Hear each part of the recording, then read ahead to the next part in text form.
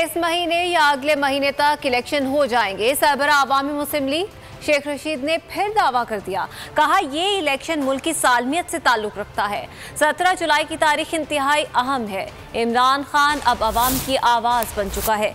ये भी कहा कि एस्टैब्लिशमेंट ने मुझे कभी नहीं कहा इमरान खान का साथ दें या ना दें। वाज़े भी कर दिया कि इमरान खान के साथ था और रहूंगा।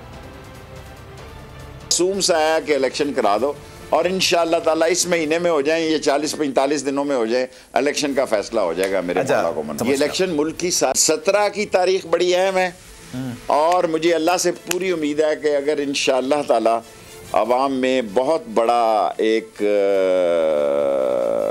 आवाज़ है इमरान खान की। अच्छा, क्योंकि जिन्होंने ये मरासला भेजा और जिन्होंने ये साम्राज्य लोगों ने, एजेंटों ने, उनको ग्राउंड रियलिटी नहीं पता था। मेरी तवक्को से ज़्यादा इमरान खान के इस अमेरिकन मरासले के रिएक्शन पर लोग इमरान खान की मकबूलियत में इजाफा हुआ है, वो मजबूत हुआ है और वो घरों में घुस गया।